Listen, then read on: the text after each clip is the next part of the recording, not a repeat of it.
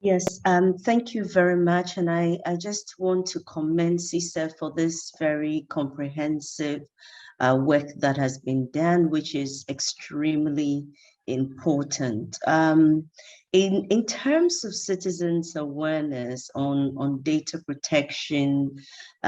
issues, I would say that if I have the opportunity to rate it between 1 and 10, I would probably put it at about maybe 3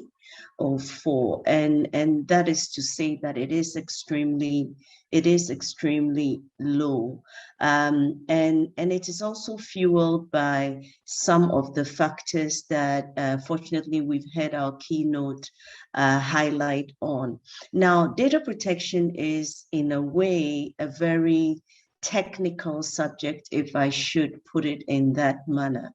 and my experience Ghana's Data Protection Commission also made me more aware of how this dynamic works. So we also have across Africa a huge illiterate population, and that speak in our local dialects. And we have situations where most of these are drafted in English and the terminologies are in English. And so when it comes to awareness creation, what it then means is that you have to more or less translate the laws to the ordinary person on the street for them to understand. And this in itself is a very challenging task. And usually a lot of this task, unfortunately, is left on the doorsteps of the regulators, so the data protection regulators that are not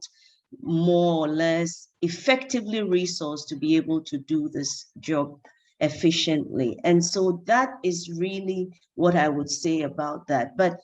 in as much as we're talking about data protection,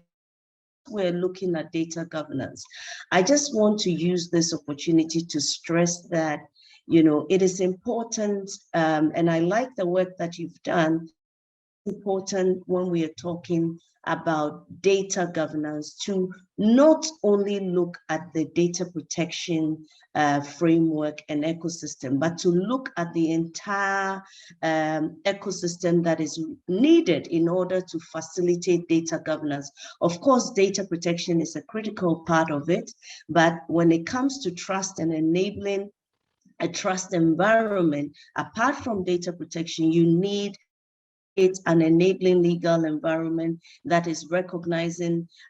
putting in place adequate cybersecurity laws. You need to recognize putting in place laws that protect consumer rights. You need to recognize putting in place laws that allow for innovation so that our communities can also benefit within this environment. And by that, you want to even look to some extent around how intellectual property rights are being addressed within this ecosystem. So really, there is a lot of work, and fortunately, a lot is still ongoing. But we have to be very proactive, and I'm glad that CSEA is doing this, and I want to use this opportunity to continue to call on other civil society organizations, because I think when it comes to raising awareness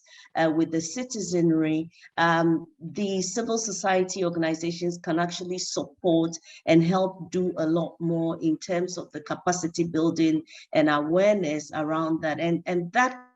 should actually be pushing for at this level. But if I'm coming back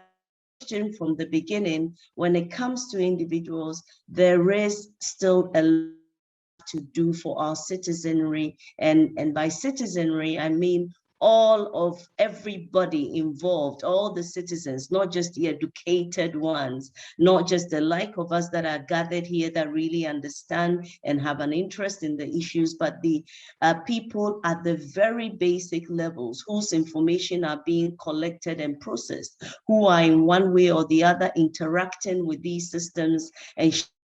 information, and somehow inherently believe that we have systems in place to protect them. We need to ensure that we get them all involved in ensuring that we have a vibrant ecosystem that is required to really grow the data ecosystem in Africa.